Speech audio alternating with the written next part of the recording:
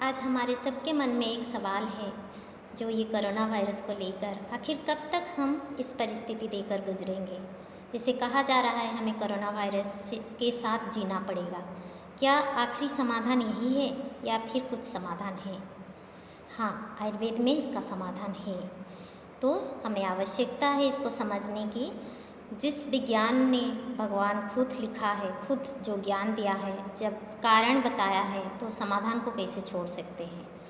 तो जैसे मैं बताई थी पहले, ये इस बीमारी का कारण जो है ये अधर्मकृत है, मनुष्यकृत अधर्म के कारण, जो कि शुरुआत हुई थी त्रेता युग से, और वो लोभ से, मनुष्य की लालच से ही वो शुरू हुई थी और आज इस नतीजा पे पहुंच गई है कि हम इसको संभाल नहीं पा रहे हैं।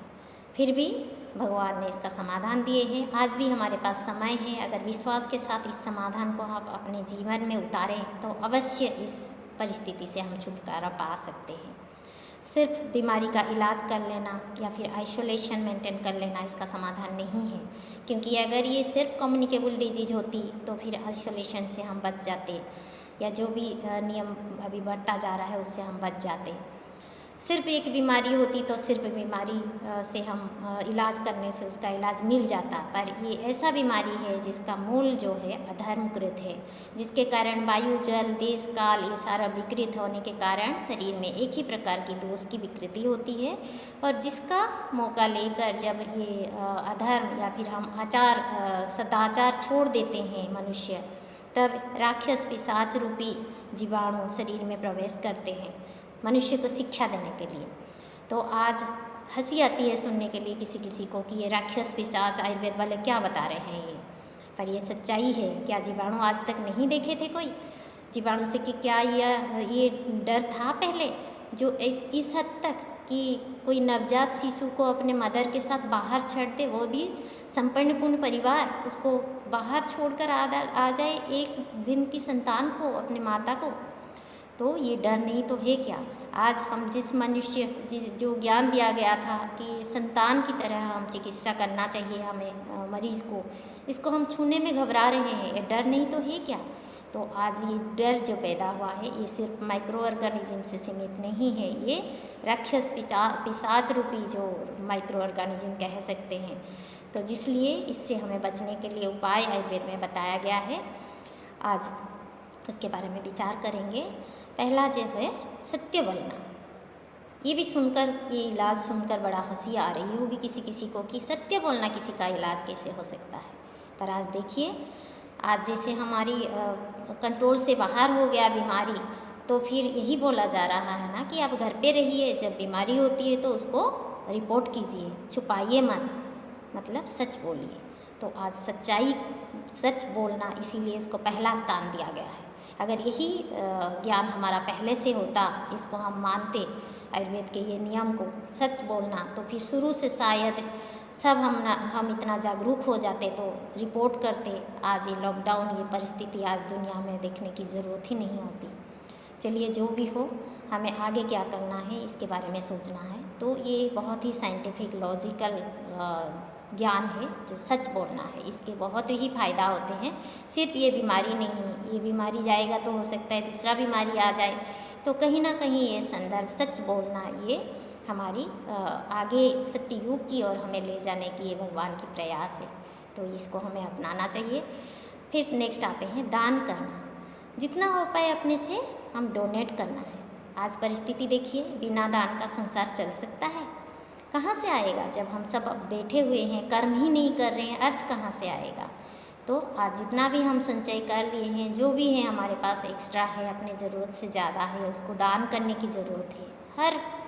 हर व्यक्ति के लिए, हर संप्रदाय के लिए इसको बहुत ही आवश्यकता है कि हम ज़्यादा से ज़्यादा डोनेट करें, ताकि इस परिस्थिति को हम कैसे चला ले, आगे मेंटेन कर ले, इस परिस्थिति से उभर जाए।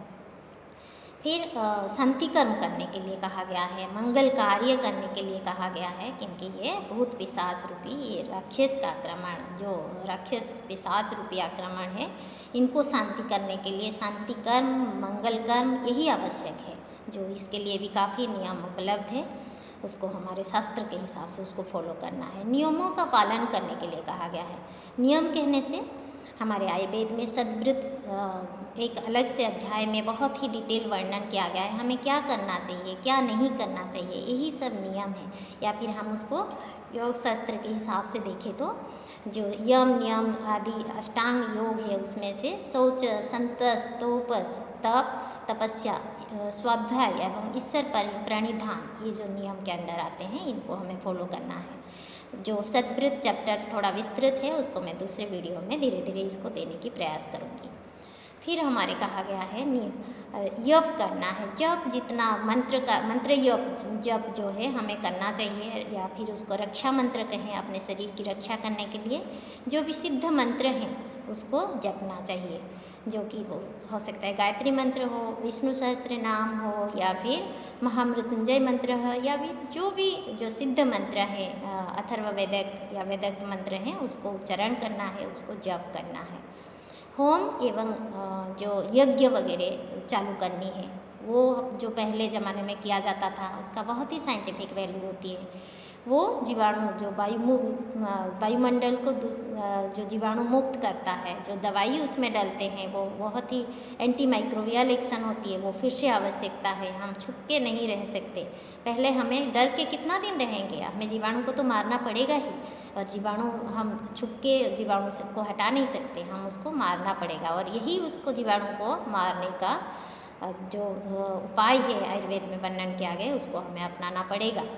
यज्ञ करना पड़ेगा, बड़े यज्ञ के साथ साथ छोटे छोटे एरिया में छोटे छोटे होम करना पड़ेगा। उसके लिए बहुत सारे योग हैं। एक सिंपल योग बता दो, जैसे कि सेंधा लवण, सरसों, उसे सरसों लो तो अच्छा है, नीम पत्ता एवं गाय का घी, ये 4 चीज़ों से भी हम अपने घर में हवन या इसको हम धूम की तरह धुआं दे सकते हैं।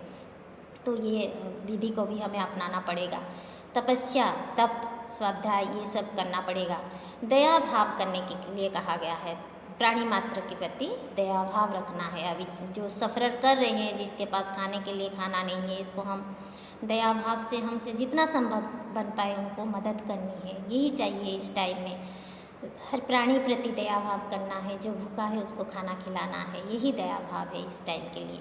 अंजलि नमस्कार करने के लिए कहा गया है, बड़ों को, बुजुर्ग को, जहाँ भी हमें नमस्कार करना है। ये बड़ों की आशीर्वाद ये बहुत ही महत्वपूर्ण होती है समाज को शांति के मार्ग में ले जाने के लिए। तो ये भी बताया गया है एक नियम के तहत कि अंजलि नमस्कार करना है। ब्रह्मचर्य का पालन करना है, इस समय में ये बहुत ज़रूरी है। अपने इम्यूनिटी को मेंटेन करने के लिए ब्रह्मचर्य व्रत का भी इस प्रकार के जो पैंडेमिक परिस्थिति में पालन करना चाहिए। दीक्षा ग्रहण करने के लिए कहा गया है। सद्गुरु का मार्ग पे चलने के लिए दीक्षा एक अलग अच्छा मेथड होती है, जिससे हम अपने जीवन को गुरु के मार्ग पे, जो सद्मार्ग पे चला सकें, तो वो करनी है। देवता, गुरु, इनको प्रति श्रद्धा करना है और उन्हीं के मार्ग पे हमें चलना है। तो ये है हमारी जो नियम आयुर्वेद में बताया गया है। इसके ज़रिए हम अवश्य इस बड़ा सा विपत्ति को हम विपत्ति से हट सकते हैं, सही मतलब हम उससे उभर सकते हैं, उससे हमें रक्षा मिल सकता है। क्योंकि सिर्फ बीमारी का इलाज संभव अभी तक तो नहीं हो पाया है, ना आगे हो पाएगा। उम्मीद के साथ जीना अच्छी बात है, पर अगर कोई अच्छा समाधान है तो फिर उसको भी अख्तियार करना, उसको अपनाना कोई गलत नहीं है। और हमें ये नहीं भूलना चाहिए, ये युग परिवर्तन की समय है। हमें भगवान ने इसी माध्यम से शिक्षा देकर हमें एक सतयुग की ओर ले जाना चाहते हैं। तो अभी यही समय है कि हम इस सत्य मार्ग को अपनाकर अपने को तैयार रखें आगे जाने के लिए, एक अच्छा युग के लिए। जो भी बुराई गलती हमसे हो गई है हम सुधार दें, उससे हम उभर आए।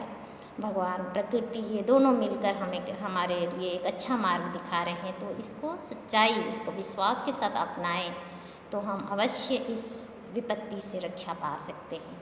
जय आयुर्वेद।